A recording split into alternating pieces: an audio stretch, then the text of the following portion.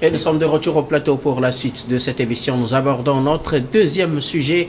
Nous parlons de la CEDEAO et de son Parlement, une altercation entre députés defraie la chronique. Il est fait remonte à ce samedi 21 juillet quand le député sénégalais Guy Marius Sagna, en critiquant un rapport du PNUD sur l'Afrique de l'Ouest, la pauvreté en Afrique de façon générale, a estimé qu'il fallait plutôt remplacer le terme pauvreté par appauvrissement et que le PNUD n'a pas mis appauvrissement parce que s'il y avait appauvrissement, il fallait se demander qui a appauvri l'Afrique et parce que selon lui, ce seraient les chefs d'État africains qui ont appauvri l'Afrique, ce qui n'a pas du tout été du goût de la deuxième vice-présidente donc du Parlement, Adjaratou Traoré, députée ivoirienne, donc, qu'il a interpellé à modérer ses propos. Les échanges verbaux sont devenus très tendus, une situation qui a finalement été relayée sur les réseaux sociaux et qui défraie la chronique. Depuis, chacun de son côté bénéficie du soutien, mais la question reste une question de fond. Pourquoi l'Afrique est-elle pauvre? Est-ce les chefs d'État qui ont appauvri l'Afrique? Doit-on parler de pauvreté ou plutôt d'appauvrissement? Nous en parlons avec nos invités. Je voudrais bien commencer par vous, Adam Ajronou. Vous avez survécu, bien évidemment, cette altercation, ces affrontements verbaux. Heureusement qu'on n'en est pas arrivé au maire. Heureusement, bien sûr. Alors, quelle est votre réaction d'abord de cette scène que nous ont offert nos députés et puis après on reviendra pour le fond du sujet? Tout à fait. Donc j'aurais préféré même comme ça parce que il faudrait quand même qu'on parle sur la forme. Tout à fait, c'est très important. C'est vrai que je pense que cette prise de position du député sénégalais lié qui s'en est pris à certains chefs d'État, il faut véritablement que l'on se pose la question. Vous savez, oui, à certains chefs d'État. Non, il a cité nommément certains chefs d'État. Ce qui n'était pas véritablement du... Ça d'ailleurs même ce qui a conduit à la réaction du vice-président ivoirien, de la vice-présidence, c'est important. C'est vrai, lorsqu'on parle des chefs d'État et lorsqu'on est député dans un parlement comme la CEDEAO, à un moment où l'institution a commencé depuis un moment par prendre un coup lié à sa crédibilité, lié à ses positions qui sont pour la plupart du temps critiquées.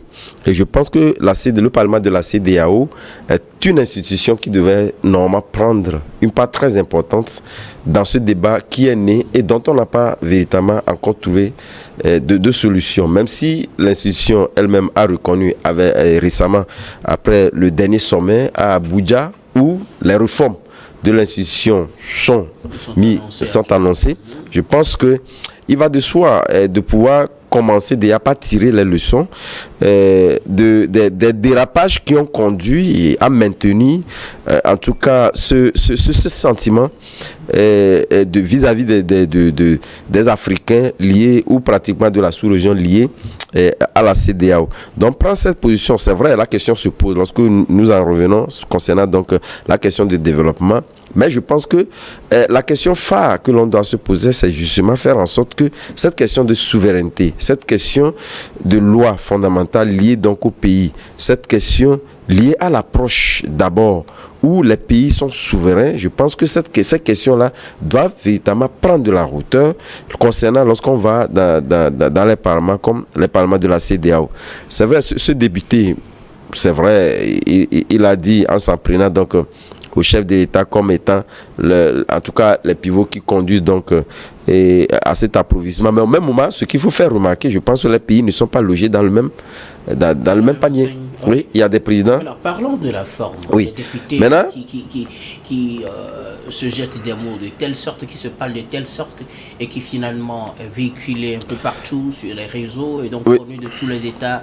Qu'est-ce que vous en dites avant qu'on ne vienne au fond de la question? Oui, sur cet aspect, c'est pourquoi je dis, si ça a irrité certains députés, parce que vous savez, c'est une assemblée constituée de tous les États, des pays membres. C'est justement le fait que le député, dans son approche, c'est une approche d'ailleurs que je dirais trop personnelle. Tout à fait, parce qu'il n'a pas pris en considération les efforts que font les pays. Donc il les englobe tout. Si le Sénégal peut sembler être dit, c'est un pays, en tout cas, je ne pense pas avoir la prétention ni de légitimiser en parlant donc du Sénégal comme étant un pays pauvre moins que la Côte d'Ivoire. Il faudrait véritablement qu'on ait quand même raison gardée en prenant l'approche cas par cas. le Sénégal n'a pas le même niveau de développement que le Sénégal. Il y a des pays plus que l'autre et d'autres. Donc moi je me dis la Côte d'Ivoire. Donc ce qui est important, au-delà, parce que j'ai un peu fouillé où les facteurs qui conduisent à cela en lien avec cette approche de critique envers la CEDEAO que je disais tantôt. On a parlé de l'éducation de la population, etc.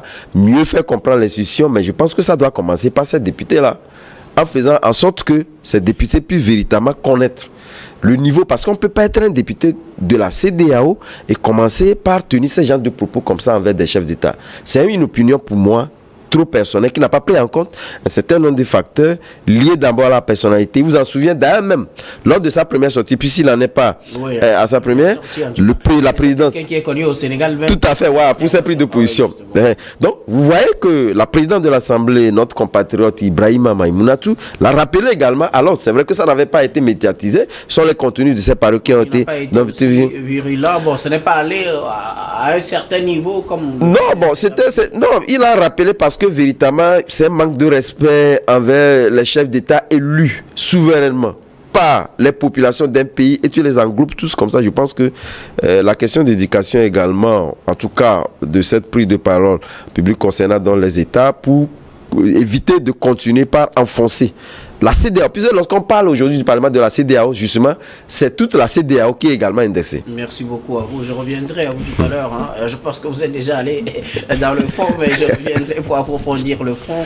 Regardez d'abord la forme des députés qui finalement s'agressent verbalement, disons-le comme ça, sur une divergence d'opinion, parce que là aussi, il faut le dire, c'était une divergence d'opinion.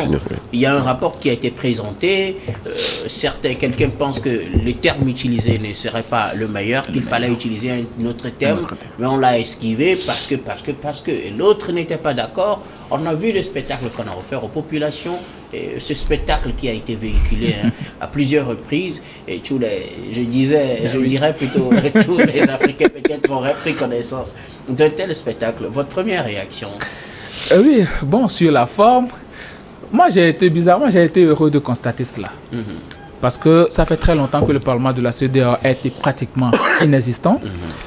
Il n'y avait pas de vie. Même les débats ne se faisaient pas montrer. Mais aujourd'hui, quand même, on est arrivé où même les députés arrivent à se lancer des invectives et autres là. Ça veut dire que le Parlement de la CEDEAO est en train de prendre vie. Et ce, depuis l'arrivée de Guy Marius Sagna, parce que les deux sorties qu'on a eu à suivre, ça vient de lui. Et qui connaît Marius Guy Sagna, c'est un homme, il a toujours été comme ça. On le connaît pour ses interventions. Voilà, notamment, on l'a vu le cas du Sénégal avec... quand on allait voter le président de l'Assemblée nationale, il s'en est pris pratiquement à beaucoup de gendarmes, mais ils n'ont pas pu l'arrêter. Donc, c'est un homme, il dit les choses de manière druide, il ne les polie pas, il n'a pas de langage diplomatique, il dit les choses telles qu'il les pense. Il est comme ça. Maintenant, ce qui m'a un peu choqué, c'est la réaction de la dame. Parce que elle est au perchoir. C'est la vice-présidente, première vice-présidente. En temps normal, sa réaction, deuxième vice-présidente. En temps normal, sa réaction ne devait pas être comme ça. Tu peux rappeler la personne à l'ordre ou bien même couper son micro. Puisque vous avez le monopole de cela, vous pouvez couper son micro pour le rappeler à l'ordre avant qu'il ne continue. Lors de la première session, le monsieur s'en était pris un chef d'État, dont je ne vais pas dire le nom. Mais qu'est-ce que la présidente de l'Assemblée a fait? Elle l'a rappelé à l'ordre. Monsieur, contrôlez votre langage. Et il a laissé continuer. C'est comme ça qu'une personne civilisée se comporte. Maintenant, toi qui dois diriger un débat, tu te lèves, tu cries sur celui-là qui est en train de parler, tu lui lances des invectives, et pire encore, tu descends pour en découdre avec lui. Mais ce n'est pas une première dans les parlements, souvent dans les assemblées. Ce n'est pas une première, ce n'est pas une première, mais en temps normal, ce n'est pas digne d'une deuxième vice-présidente d'une assemblée, d'un parlement. Ce n'est pas du tout normal. Le monsieur il est en train de découler son discours, il parle. À un moment, quand vous voyez que il y a des écarts de langage, mais coupez son micro, rappelez-les à l'ordre, et puis qu'il continue. Mais Quand toi aussi tu te pointes sur un micro, tu commences par lui lancer des invectives, même quand tes collègues qui sont sur la même table que toi te rappellent à l'ordre. Madame Memunatu a voulu même l'attraper. Mais le temps qu'elle l'attrape, elle est déjà en bas. Mais imaginez si quelque chose lui arrivait. Si elle portait main à Guy Marius Sagna et que celui-là aussi répliquait, qu'est-ce qui allait se passer? On allait dire qu'il a violenté une femme. À un moment donné, nous devons arrêter le comportement sanguin, surtout nous si nous sommes des leaders. Parce que là, ce sont eux trois qui sont au perchoir, qui sont les leaders de ce Parlement-là. Donc c'est à eux de maîtriser le débat, c'est à eux de diriger les gens, c'est à eux de dire faites ceci, ne faites pas cela. Non, il y a des écarts de langage, ne dites pas ceci, ne dites pas cela. Lors de la première session, quand Madame Memunatu a rappelé Guy Marius Sagna à l'ordre, il n'a plus dit ces termes-là. Il a pratiquement changé de ton. C'est comme ça qu'on dirige un débat. Mais je pense que la dame Adjaratou, elle a été à l'école d'une certaine Ivoirienne, Ibia Kissé, elle aussi était au Parlement. Et ce sont des gens qui se comportent toujours comme ça. Je pense qu'à un moment donné, il va falloir changer de paradigme. Et pourquoi pas même remplacer cette dame-là à son poste de deuxième vice-présidente. Pourquoi ne pas remplacer aussi Guy Marius Sagna? On pourrait se poser la même question aussi pour remplacer la dame. Pourquoi ne pas remplacer aussi l'interpellant? En tout cas, c'est pas à nous de dicter cette procédure. Madame, une réaction? Vous savez, lorsque vous prenez le perchoir a la police de l'audience et l'orientation du débat. C'est comme ça. Mais vous prenez même dans nos tribunaux ordinaires, c'est ça. Donc vous savez, c'est vrai, lorsque vous prenez mon co-débatteur qui le dit, lorsque vous lisez très bien, la dame l'a dit. Vous pensez que la dame là pouvait avoir la même réaction si on parlait peut-être, je sais pas, d'un autre pays. Bon, on va pas citer quand même. Vous pensez qu'elle aura la même réaction? Pas du tout. Et ça a été dit que véritablement nous portons la politique d'Alassane Ouattara dans la sous-région. C'est lui, nous sommes en mission pour Alassane Ouattara partout, que ce soit les Nations Unies. D'ailleurs, même elle a eu le soutien d'une autre, en tout cas représentante des Nations Unies. Donc ça vous a dit quelque part que les gens sont dans une politique. Elle est partie là-bas, pas en son nom. Elle est élue, c'est vrai, elle devient députée nationale, mais elle conduit la politique d'Alassane Ouattara là-bas. Donc, je ne serais pas d'accord. C'est trop facile de le dire, voilà, les réactions. Même quand vous prenez Memunatu, c'est vrai, la présidente, elle est beaucoup temporaire, on connaît tout ça là. Même si elle a réagi, c'est vrai, comme je l'ai dit, elle a la police de l'audience, l'orientation des débats, mais elle a agi justement parce que le gars s'en est appris à son président de la République, et sans le président de la République, il ne serait pas là-bas. Donc, ça veut dire que le fait de pouvoir voir la chose comme si étant, en tout cas, trop exagéré de pouvoir dans le dessin, il faut le rappeler à l'autre. S'il le fait au Sénégal, il ne doit pas quand même le faire sur la politique de son président, de son président. Puis en étant vice-président, d'abord, écoutez très bien, lorsque vous prenez ces postes, ce sont des postes statutaires, ce ne sont pas des postes professionnels. Ce sont des postes statutaires. Ça veut dire aujourd'hui, si Alassane Ouattara se lève du matin, il dit descends, tu descends. Sachez-le, si Alassane Ouattara, ce n'est pas à cause de ça, non, tu ne peux pas accepter. Non, regardez l'attitude du monsieur. Non, regardez l'attitude de la personne. Vous pensez lorsqu'on parle du député, mais Sagna peut aussi être vice-président de toutes les façons. Bien sûr. Donc je pense que c'est l'institution qu'on met en berne en tout état de cause.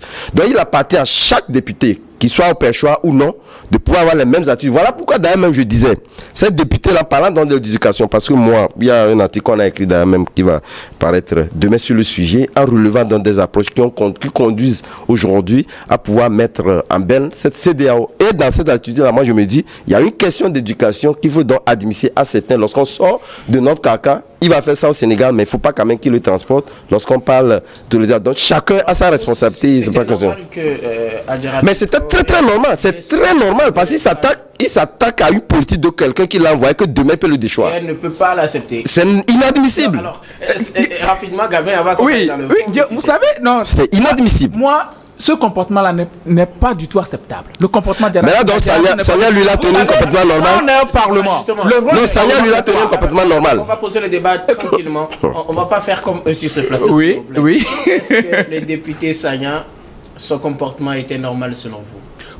Mais le monsieur, il n'a agressé personne. Il faisait son discours. Pour moi, c'est tout à fait normal. Ok.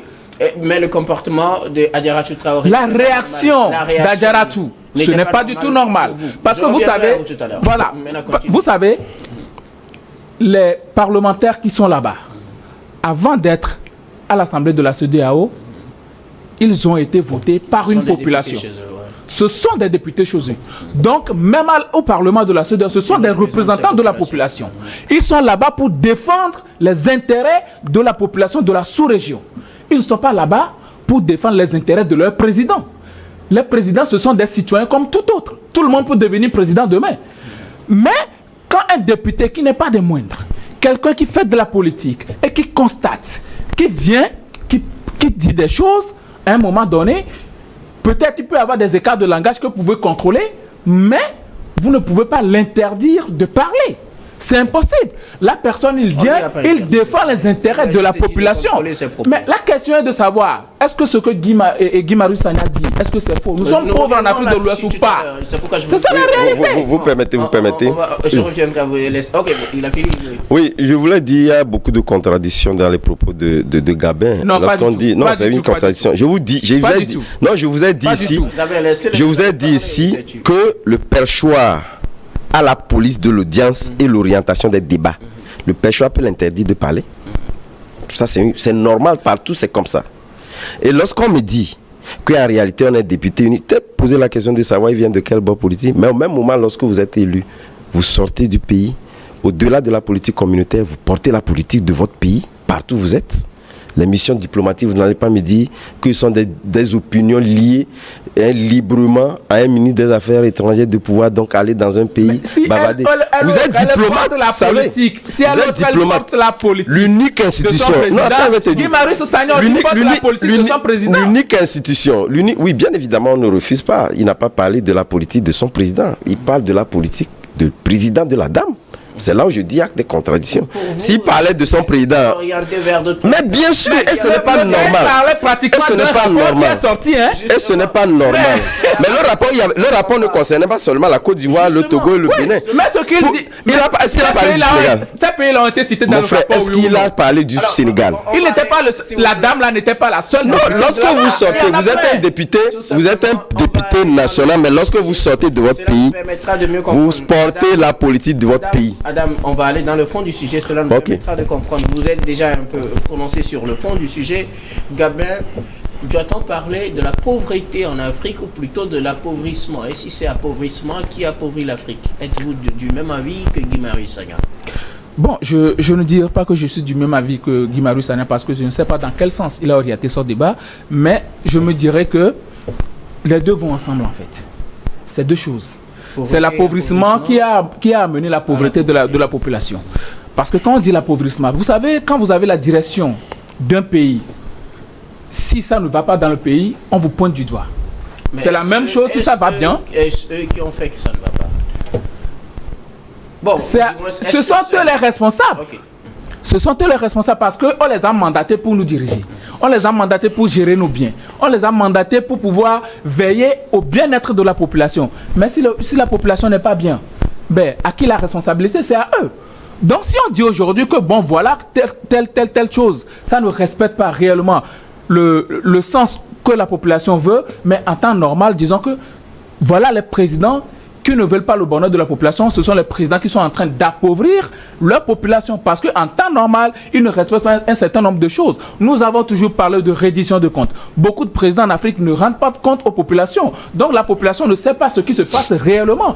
On l'a vu la dernière fois au Kenya là-bas, tout ce qui s'est passé. Alors qu'en réalité, le président avait raison d'augmenter les taxes puisqu'il n'y avait pas de liquidité et tout ça. Mais comme il n'y avait pas de rendement, de reddition de comptes et qu'il n'y avait pas d'information officielle de la part du gouvernement, ben voilà, les populations sont sorties parce qu'ils ne comprennent absolument rien. Aujourd'hui, en Afrique, la plupart du temps, en Afrique de l'Ouest surtout, les présidents ne rendent pas compte. Ils font un peu de saupoudrage de développement. On va construire un pont quelque part, on va mettre des trucs un peu fringants quelque part, et puis on va dire non, il est en train de travailler, alors que ça là, quelque chose qu'on peut faire à 20 milliards, il est allé prêter 30 ou bien 40 milliards pour venir construire ça. Et vous allez payer avec des intérêts. Donc, ce sont ces choses qui constituent l'appauvrissement de la population par les présidents et leur gouvernement.